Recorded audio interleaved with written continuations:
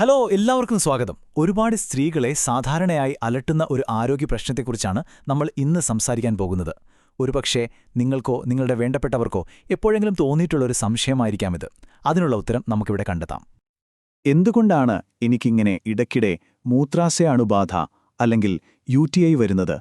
ഒരുപാട് പേർ സ്വയം ചോദിക്കുന്ന ഒരു ചോദ്യമാണിത്. എന്തൊക്കെയാണ് ഇതിന് പിന്നിലെ യഥാർത്ഥ കാരണങ്ങളെന്ന് നമുക്കൊന്ന് വിശദമായി നോക്കാം. അപ്പോൾ ആ വലിയ ചോദ്യത്തിന് ഉത്തരം കണ്ടെത്തുന്നതിന് മുൻപ് എന്താണ് ഈ മൂത്രാശയ അണുബാധ എന്ന് നമുക്ക് അടിസ്ഥാനപരമായി ഒന്ന് മനസ്സിലാക്കേണ്ടതുണ്ടല്ലേ?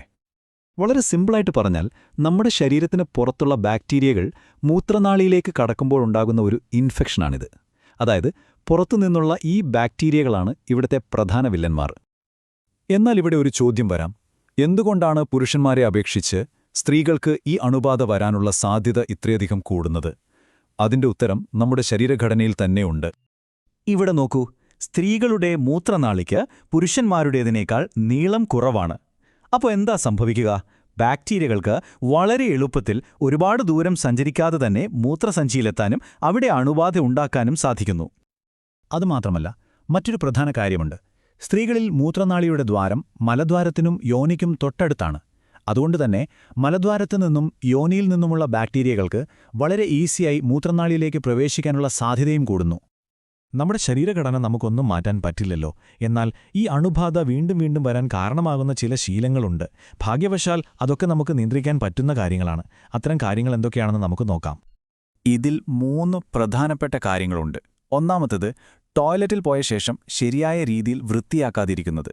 രണ്ടാമത്തേത്, ലൈംഗിക ബന്ധത്തിന് ശേഷം മൂത്രമൊഴിക്കാതിരിക്കുന്നത്. പിന്നെ ഒരുപാട് നേരം മൂത്രം പിടിച്ചു നിർത്തുന്ന ശീലം. ഇതെല്ലാം മൂത്രസഞ്ചിയിൽ ബാക്ടീരിയകൾക്ക് വളരാനുള്ളൊരു നല്ല സാഹചര്യമുണ്ടാക്കി കൊടുക്കും. അപ്പോൾ ഇതെങ്ങനെ നമുക്ക് തടയാം? ഇനി നമ്മൾ സംസാരിക്കാൻ പോകുന്നത് ഏറ്റവും പ്രധാനപ്പെട്ട കാര്യത്തെക്കുറിച്ചാണ്. അതായത് പ്രതിരോധ മാർഗങ്ങൾ. വളരെ എളുപ്പത്തിൽ ശീലമാക്കാവുന്ന ചില കാര്യങ്ങളിലൂടെ നമുക്കിതിനൊരു പരിധിവരെ അകറ്റി നിർത്താൻ പറ്റും. ഈ 4 കാര്യങ്ങൾ ശ്രദ്ധിച്ചാൽ വലിയൊരളവ് വരെ നമുക്ക് UTIയെ തടയാം. 1.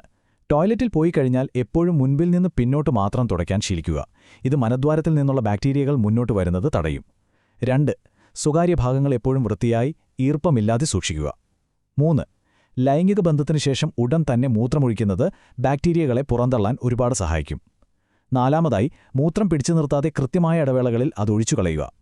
ഓർക്കുക, ഈ പറഞ്ഞ കാര്യങ്ങളൊക്കെ വളരെ നിസ്സാരമായിട്ട് തോന്നാം. പക്ഷേ ഇവ നൽകുന്ന സംരക്ഷണം വളരെ വലുതാണ്. ഈ ചെറിയ ശീലങ്ങൾ നമ്മുടെ ജീവിതത്തിന്റെ ഭാഗമാക്കുന്നത് ആരോഗ്യത്തിൽ വലിയ മാറ്റങ്ങൾ കൊണ്ടുവരും. അപ്പോൾ ഒന്നാലോചിച്ചു നോക്കൂ, നമ്മുടെ ആരോഗ്യത്തെ സംരക്ഷിക്കാൻ ഈ ചെറിയ ശീലങ്ങൾ മാത്രം മതിയാവില്ലേ? തീർച്ചയായും സാധിക്കും. ഈ വിവരങ്ങൾ നിങ്ങൾക്ക് ഉപകാരപ്പെടുമെന്ന് കരുതുന്നു. ചിന്തിക്കുക, ആരോഗ്യത്തോടെ ഇരിക്കുക.